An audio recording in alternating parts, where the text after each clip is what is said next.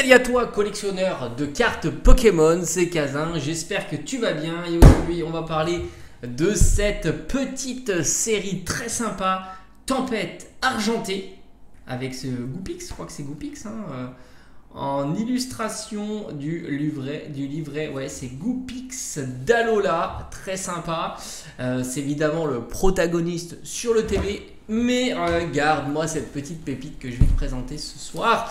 Je te l'avais dit, coffret XY. Et c'est un coffret qui est pas facile à trouver. Pas extraordinaire, c'est vrai, mais pas facile à trouver. Je t'assure que si tu veux un coffret comme ça scellé, c'est dur. C'est plutôt très difficile. Alors, on va se reconnecter sur la série Tempête Argentée. C'est celle qui clore, on va dire, le chapitre hors point 5 de épée et bouclier, fortement disponible. D'ailleurs, ça m'a fait penser aussi que certains ont eu la chance, j'ai vu ça, ça a été teasé, enfin voilà, sur les réseaux sociaux, posté sur les réseaux sociaux, de trouver des boosters individuels Tempête Argentée, voilà, dans des petits hyper un peu isolés. Ça, c'est des trouvailles que tu peux encore faire, ça c'est certain, même de séries plus anciennes. Ça c'est sûr. Franchement, je pense que si tu as envie de te faire un road trip et faire comme ça un petit parcours de boutique un peu isolé, que ça soit grande surface, même petite surface, tu vois, style Carrefour Market ou des choses comme ça, voire même bureau de tabac et ainsi de suite, boutique de jouets aussi un peu isolée, je pense que tu peux trouver des pépites, mais vraiment des pépites. Ça c'est plutôt marrant. Peut-être qu'un jour on fera ce genre de petits challenges, pourquoi pas, mais il faut du temps quand même. Alors, oh Lugia, regarde-moi ce petit Lugia. Alors la série c'est assez sympa, on a des petites choses à dire sur cette série. Je dirais que c'est pas la meilleure série du fin de bloc épée et bouclier, enfin je dirais, c'est plutôt, vous dites plutôt, quand on voit, on va dire, le tarif que l'on peut voir des différentes cartes alternatives de la série. Oh, ce OO. Alors, ah oui, attention, on en parlera. Alors, point de vue du scellé, parce que ça, c'est un truc qui vous intéresse beaucoup, le scellé.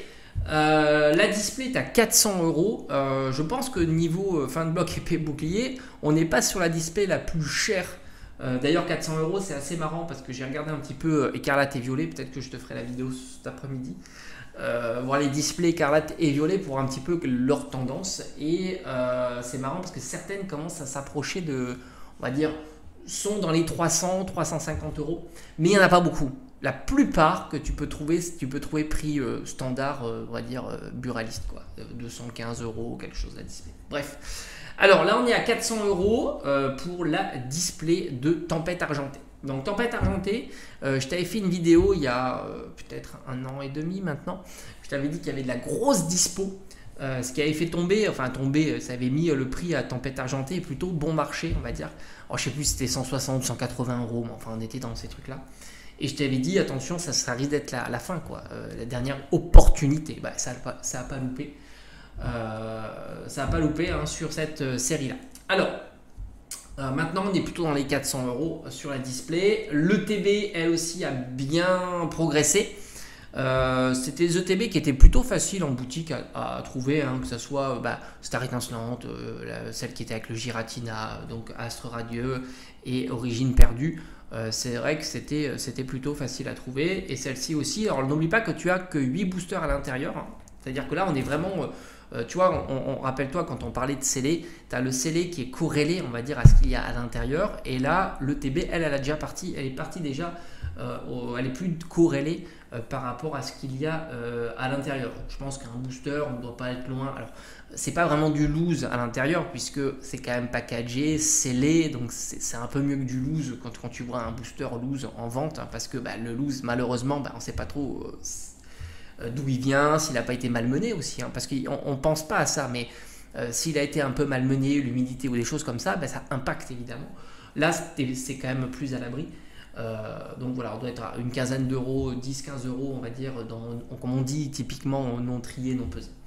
Donc là, on est à 180 € le TV, donc c'est plutôt pas mal. Donc tu vois, comme je te dis, ça a pris la tangente par rapport au prix de ce qu'il y a à l'intérieur. Et puis même, c'est assez marrant parce que depuis peu, on voit quand même un intérêt, et ça on ne le voyait pas, sur l'achat de TB vide par exemple. Ça c'est sûr.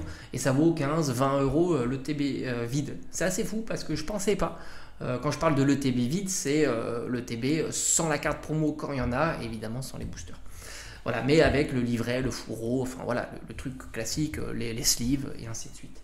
On voit souvent des petites ventes à 15-20 euros. Alors, je ne suis pas certain que ça se vende très très bien, mais voilà. Après, il y a des ETB, bon, ça encore, ça reste des ETB où bon, il y a une belle quantité, mais sans plus, on stockait moins à cette époque-là, parce qu'on était revenu en down un petit peu sur la collection en CD.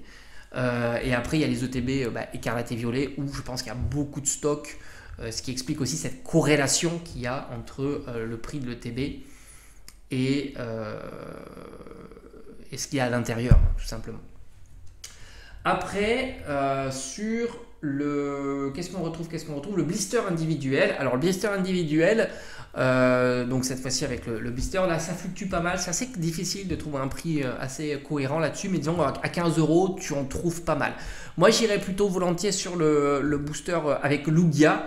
Et j'ai pas l'impression, tu vois, qu'il y a une vraie grosse différence entre les autres artworks, pour le coup. Donc c'est assez marrant. C'est assez marrant de voir que, et pourtant, franchement, le Lugia est, moi je trouve plus sympa, et le Goopix qui est sympa aussi, en termes d'illustration. Voilà, c'est vraiment deux illustrations que j'aime bien sur cette série-là. Je crois pas avoir beaucoup de scellés sur cette série, je pense pas même. Je suis passé un petit peu à côté à cette époque-là.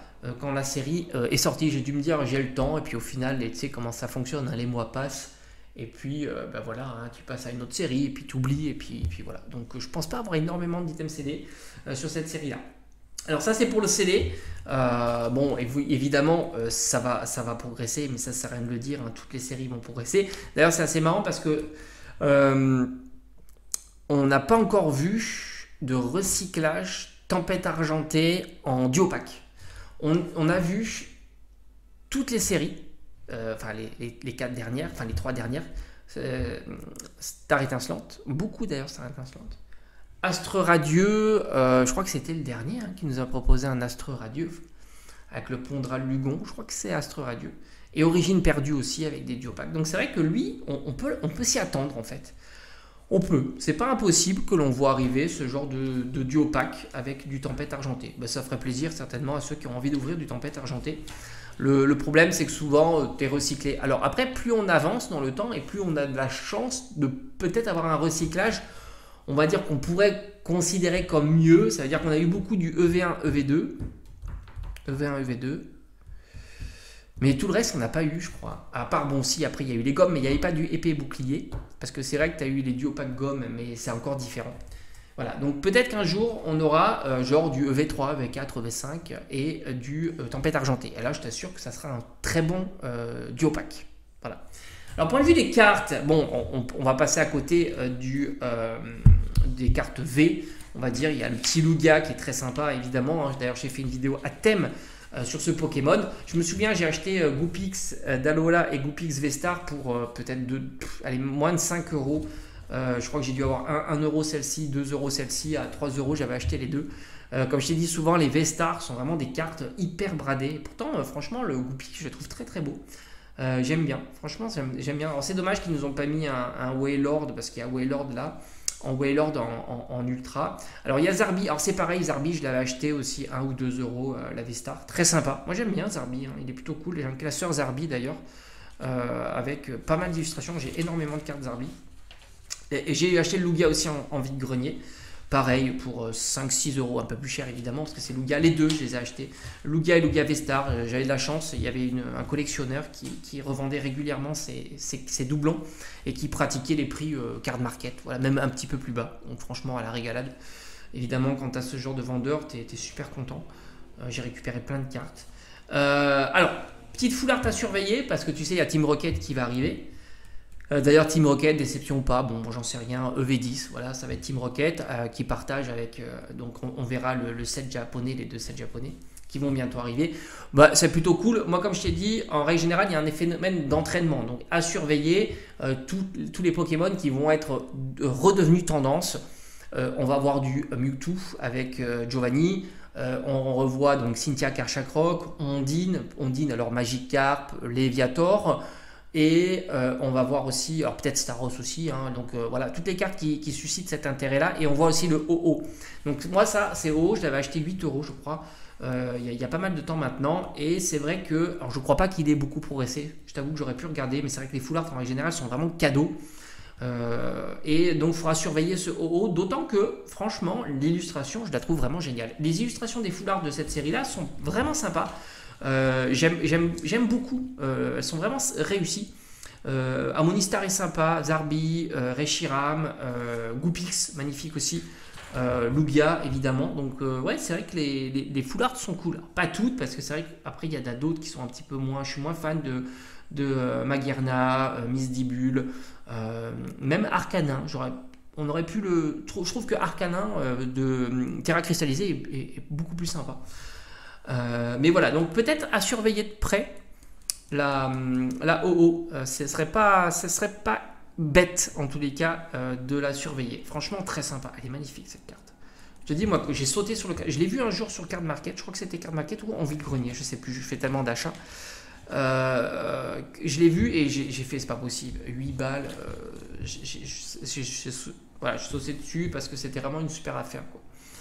Et alors, point de vue des SLR, c'est un petit peu ce que je disais. Pour moi, c'est la série qui est un peu plus boudée que les trois autres. Pourquoi? Parce que. Enfin, des trois autres. C'est-à-dire qu'il n'y a qu'une grosse alternative comparativement aux autres. Alors, je parle pas plutôt des deux autres, parce que Astre Radieux, c'est encore particulier. Des deux autres. Mais c'est vrai que j'étais assez surpris. Le Moufleur est à moins de 20 balles. Bah, ok, le Moufleur, c'est pas le Pokémon de Zinzin, mais ça reste une alternative. C'est difficile à faire tomber. Mais on est à 18 euros pour cette carte-là. Alors évidemment, super prix, quoi. Regidrago aussi, c'est pris une sacrée clim. On est à même pas 25 euros. Et même le Zarbi, qui était ultra populaire à une époque. Pourtant, elle est géniale, la carte. La carte est incroyable. Franchement, quand tu vois cette carte-là, tu te dis, c'est quand même une superbe carte. Mais elle s'est fait ratatiner. On n'est même pas à 40 balles pour cette carte, quoi. Il n'y a que le Lugia qui sauve un petit peu, d'un point de vue des alternatives, vraiment les alternatives classiques, qui tirent un petit peu la série. Mais malgré tout, les TG sont fabuleuses, hein. Franchement, j'adore les TG. Lipoutou, Gardevoir, Dracamain, magnifique. L'énergie, Milobellus aussi. Enfin, vraiment, toutes, pour moi, elles sont vraiment très très belles. Altaria, Keulorior, même Keulorior, je le trouve vraiment sympa. Et puis, alors là aussi, tu as vraiment de superbes cartes TG Alt. Tout comme le Rayquaza. Alors Rayquaza, il a progressé, j'étais assez surpris. C'est une carte qu'on trouvait plutôt vers les 70 euros. Moi j'ai la carte gradée, enfin on me l'a offerte, hein, la carte gradée, en PSA 10. Donc moi c'était un cadeau, franchement super cadeau évidemment. Mais tu vois, la carte elle est pratiquement elle est à 100 balles, quoi. 100 balles, une carte TG Alt, ben, comme quoi il y a un beau potentiel, hein, sur les TG. Et ça donne vraiment des idées de comment on peut progresser un petit peu ce genre de format de cartes qui sont un petit peu dépréciés de par leur notoriété en disant oui mais c'est pas vraiment des alternatives, et par conséquent tu vois quand même que il n'y a pas de plafond en fait, hein. C'est vraiment hallucinant. J'ai aussi le Duralugon, magnifique, petite VMAX, très sympa. J'ai le Melocric que j'avais acheté 6 euros, tout comme le Majaspic que j'avais acheté que dalle. Maintenant lui il a un petit peu il a fait un petit up. J'ai aussi le Zeraora, moi je suis fan, hein, de ces TG. D'ailleurs je suis un peu en retard, je suis un peu bête parce que ça va progresser, j'en doute pas vu la période. J'ai aussi le Foury qui est magnifique, magnifique. Et puis bon, les Black Gold qui plaisent pas mais qui sont très très belles. J'ai les deux évidemment. Mention spéciale pour le Rayquaza que je trouve vraiment insane, quoi. Moi j'adore ces formats de cartes, mais je sais que ça plaît pas. Bon voilà, faut s'incliner, hein. Quand ça plaît pas, faut le reconnaître, faut le dire. Il y a pas moi j'ai aucun problème avec ça. Je vais pas essayer de me battre ou quoi que ce soit, hein. Chacun ses goûts et c'est la tendance qui compte, hein. Et moi je suis plutôt à contre-tendance sur beaucoup de formats de cartes. Mais tant mieux, ça me permet de les avoir pour au fond pas très très cher. Voilà, mais c'est vrai que après, bon, c'est vrai qu'au Moufleur, même à 18 euros, tu vois, je préfère mettre 18 euros dans soit les TG bord jaune, soit les TG comme ça, que je trouve vraiment. Mais tu prends à une époque, 18 euros, tu en avais quasiment 3, hein. Tu avais Misdibule, Miss Dibule, Majaspic et Melocric, quoi. Voilà, histoire. C'est plié, comme on dit. Voilà, là t'as plié le game. Franchement, bah écoute, série sympa. Hein. Série très sympa. Bon, après, le CD, c'est le CD. Hein. Mais les cartes, ça reste encore bien dispo. Pas des prix de fou. Et ça, c'est cool. Peut-être me procurer la Rainbow Vesta. Je suis sûr qu'elle n'est pas très très chère en ce moment. Les Vesta Rainbow, ça fonctionne pas. Hein. C'est incroyable. On a fait une vidéo ensemble. Ça fonctionne vraiment pas, quoi. Ma Jaspic Gold aussi, je l'ai payé moins de 15 euros, je crois. Enfin, c'était un tout petit prix. Voilà. Bon, bref, très belle série. Je te dis à bientôt. En tous les cas, merci d'avoir regardé la vidéo. Et